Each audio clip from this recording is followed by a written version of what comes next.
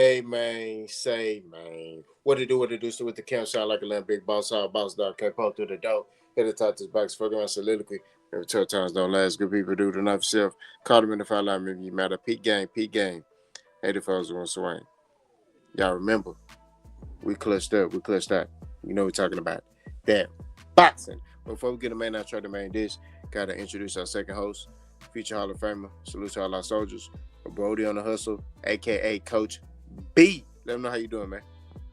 What it is, folks, just like K-Po said, we clutched up, we clutched out. Y'all know we're here to talk about that boxing, man. Hey, y'all know what I'm finna tell y'all next. God wake you up, he put breath in your body, everything else is extra. Get up, do you, take care of the fam. Hey, and for those souls out there that may be feeling lost and hopeless, hey, it's somebody out there for you. It's somebody out there who want to hear your story. Somebody out there who care for you. Hey, dial that mental health hotline. I know we just had a young soul take himself in the NFL. I know it's not boxing, but at the same time, our lives matter. You know what I'm saying? Call that mental health line.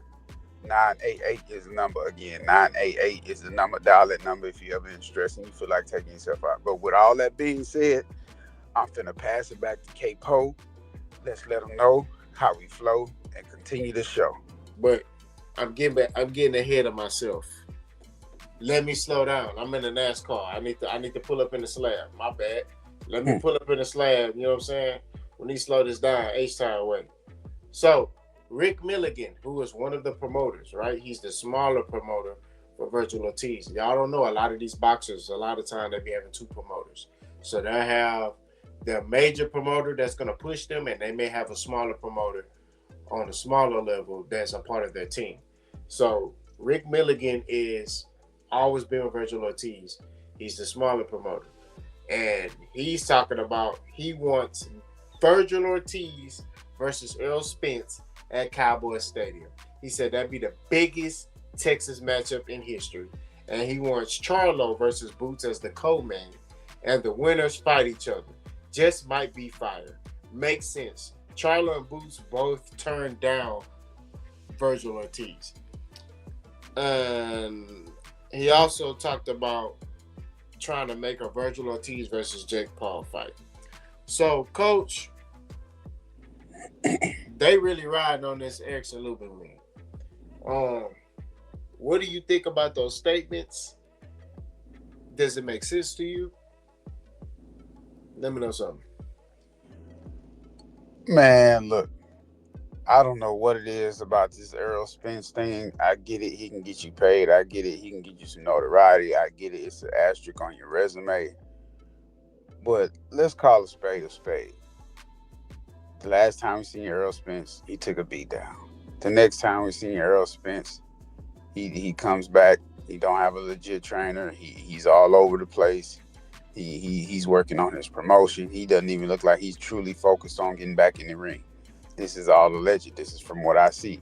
Not only that, the next time we see him on film, he's hitting I believe he was hitting some hand mitts or some hand pads or whatnot with one of his, side trainers. I guess he do his little side hustle with, and Earl Spence just looked all out of whack. No fundamentals not intact, footwork not intact, jab coming out slow, not retracting his hand back to the correct place, and all this other stuff. So I can go on and on about that.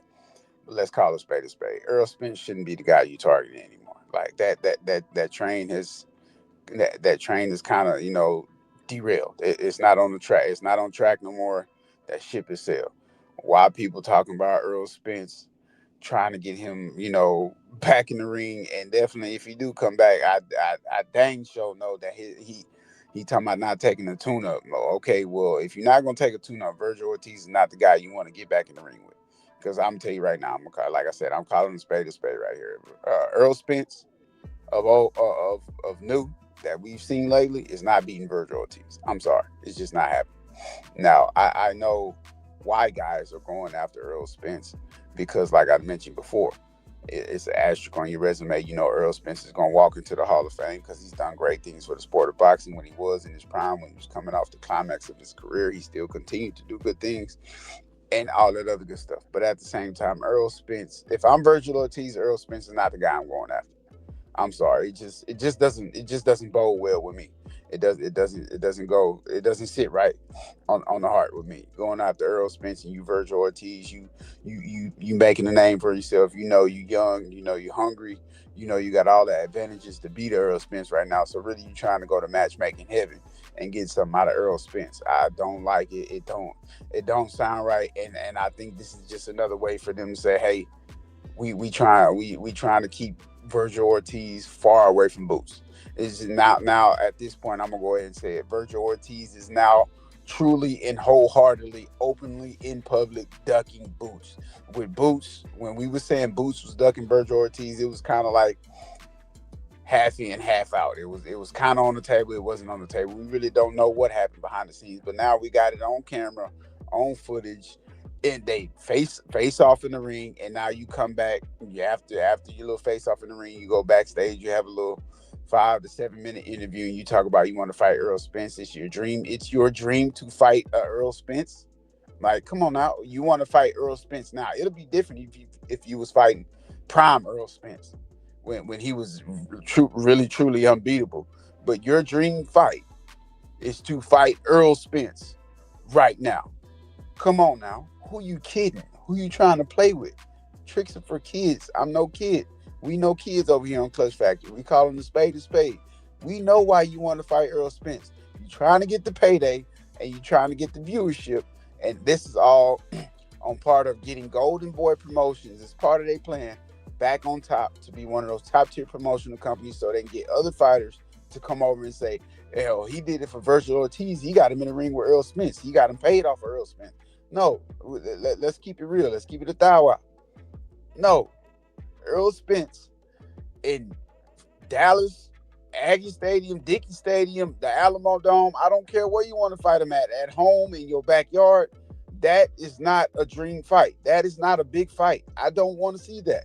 We don't need to see that. Nobody wants to see Earl Spence versus Vergil Ortiz. That is not what you should be doing.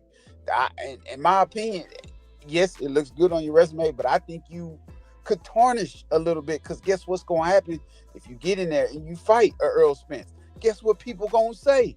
This is the same thing Bud is dealing with. Or you got in there, you fought a banged up, wrecked up Earl Spence. He can't see, he can't move, he can't do. You don't want that on your resume. You don't want that on your legacy.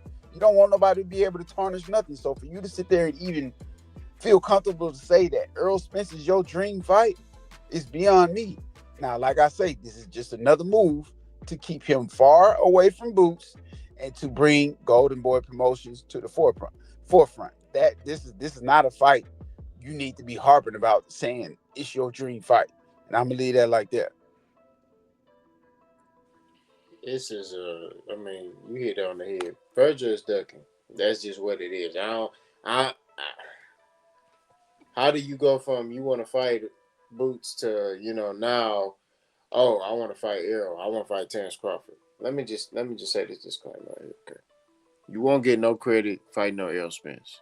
Okay, Errol Spence off a 3-year layoff, and I may be alone in this, and y'all not gonna like what I'm gonna say.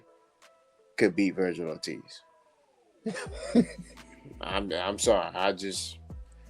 And there's no disrespect to Vergil Ortiz. Vergil Ortiz is a good fighter, but he still got a lot of holes in his game that I see. Right?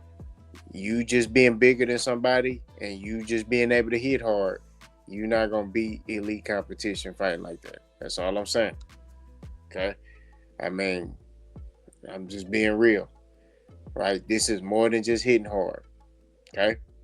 It's more than just being big, being brolic. Once you get to that top level, that don't matter. Right? Errol Spence been playing soccer. Right? He been at home playing soccer, playing with his kids. If that boy try to sign a fight with Errol Spence, Errol will beat Vergil Ortiz. I'm not saying gonna beat the brakes out of him, but he can beat him. Right? Should I think that fight should happen? Heavens no. I gotta clean up my speech. Heavens no. Okay? That fight ain't happening. It shouldn't happen. If I'm Errol, I'm laughing at it. Right? Because why should I give this young pup opportunity to try to make a name off my name? Everybody using Errol Spence's name and Terrence Crawford's name. I find that funny. right? And we not gonna talk about Terrence. Terrence Crawford ain't fighting no Vergil Ortiz. Terrence Crawford, if he fought Vergil Ortiz, he gonna beat the beans, rice, potatoes. He gonna end his career. Okay, I'm sorry, he gonna stop Vergil Ortiz. That's that's another level. You know what I mean?